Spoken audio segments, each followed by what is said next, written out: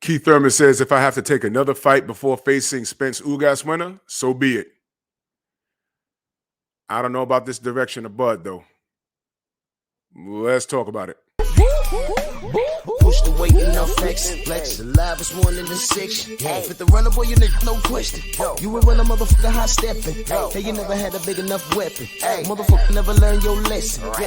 I'm a 88 pack nigga. I'm a 88 pack nigga. I mean, day walker, drink blood, fangs out, full moon, motherfucker change like a hoe. I'm just a nigga from the hood trying to stack a little cheddar for the money. Drew Titan Bronx on deck. Shout out to the mighty LDBC. Boxing scene. Keith Thurman says, if I have to take another fight before facing Spence Ugas winner, so be it. Keith Thurman wants to, oh, by the way, link will be in the description so you can read it yourself. Keith Thurman wants to be an active fighter in 2022. I wish he was an active fighter the last 4 years, but whatever, that's just me. Even if that means fighting 3 times during this calendar year. That would amount to a complete change of activity for Thurman since he headlined Premier Boxing Champions' inaugural show by beating Robert Guerrero back in March of 2015. The often injured Thurman has now boxed just 7 times in almost 7 years. Wow. From KOs for life to that. The Florida native ended a 2.5-year layoff Saturday night when he outpointed Mario Barrios unanimously in a 12-round WBC welterweight elimination match. Thurman expressed during a post-fight press conference that he would prefer for his next fight to come against Errol Spence Jr., Ugas winner. He added, however, that he would welcome a different fight if it meant remaining if it meant remaining active on his way towards challenging Spence or Ugas in November or December. Economics might prevent that from happening, regardless of Thurman's preference, yet staying sharp is important to the 33-year-old ex-champion. The fighter in me says, this is Keith talking now, the fighter in me says, give it to me, let's go. I want to be a champion. I want the winner, Thurman said. But there's, a little weird little technicality that happened, of some sort. You know how Keith thought. You know how Keith talks. Some of those who read the article, that is was like the WBC title eliminator.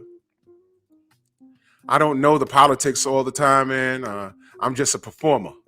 And that's the issue with a lot of these fighters. They don't know the politics. They don't even know why they're fighting sometimes. I do believe that I should be worthy of challenging any world champion at any given point in time, considering my resume and everything that has happened in my career.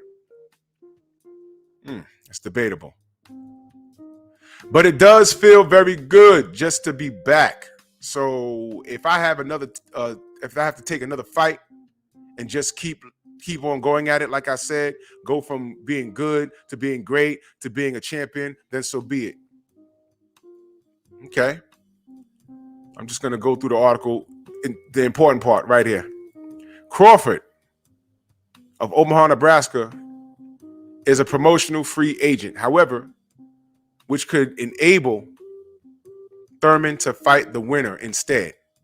Thurman mentioned that he is open to challenge Crawford as well, though he clearly would prefer the Spence versus Ugas winner. I'm happy to be back. I want to do what I haven't done in the past 2.5 years, Thurman said. Keith Thurman does want to be an active fighter, so we have to go back, talk to our team, and see what's brought to our table. Though the networks through our Heyman, and just to go with the flow, man, I just really want to have more of an active year. I want to have more performances for the fans. I want to have more performances for myself. But no matter what, if it happens this summer, if it happens back in November, in December, Keith Thurman is on the road to being a champion in the welterweight division again. That's the article. Link will be in the description, and here's my opinion. Keith, stay away from Bud Crawford. If the business permits you to wait for the Ugas Thurman winner, Listen to what I'm saying, family. If the business, because you know how the business is, we all know what we want, but when do we get what we want? Seemingly never. And what I'm saying is, if the business permits him to slide in and fight the winner of Ugas and Errol, you're better off doing that, because if you're getting there in Bud gonna stop you. You look good against Mario Barrios, but I believe your KOs for life and all that other stuff, your better days are behind you. I think you'll look good for about 4 rounds, and then Bud's going to start piecing you up and breaking you down. This direction, if you're trying to be a champion or trying to get in the ring and have give us what we finally wanted, we wanted you to fight Errol a while ago. And if Ugas wins, if you could slide in and try and get that fight, let the business do what the business does and dick around the goddamn fans that are paying money. We'll be kicking and screaming about it, but you'll get what you want. But go ahead and fight Bud if you really are a man of your word. If you want to be in the mix, you want to fight more than once a year, and if you want to do something great, go ahead and fight Bud. I'd watch it. I'd pay for it. But Bud gonna kick your ass. That's just my opinion. Don't think you're gonna go in there and while I'm waiting on Ugas and Errol, I'm going to beat on Bud. Ain't going to work out. Bud going to fuck you up. Badly. It'll be okay for about 4 or 5 rounds, and then he going to touch you. I don't know what's going on with your midsection, but you get hit in the body and you spitting out your mouthpiece. Bro, come on. Yeah. Who likes body shots? Nobody. I get that. But you seem to get touched up there. When you do get touched there, it's like an event.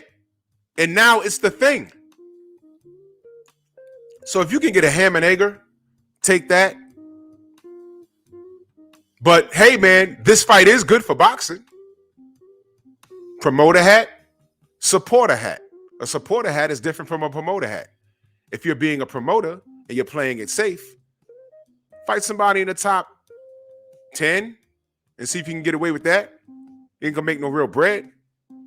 This fight right here, in my opinion, it's going to make some bread. But Keith, this shit is dangerous, and this is an unwinnable fight for you. That's my opinion. Bud makes you quit. You said Mario Barrios, if he stepped into that body shot, he may have dropped you. Yeah. Bud's going to step in there and step through you. Forget stepping in. He's going to step through you. Bud is going to beat you like a drum. But go on and take this fight. I'd watch it. But don't just talk it. If you're going to take the fight, don't say a name and then pump fake. Make the fight. I'd see it. But if I'm in your camp and I'm trying to get the most money out of you, I'm saying, yo, Keith, okay, yo, listen, don't just look, the business is going to keep undisputed from happening. So I think you can slide in and get a Ugas or a Errol. But while you wait, this right here, extremely high risk and a totally low reward. You get in there and lose to Bud, like I know you'll lose. Gatekeeper. I got Bud in this. Forget about it. But if Keith takes this fight, kudos to him, man. I'm not against it. I'm just saying it's a stupid move if you're trying to sneak in and grab a belt.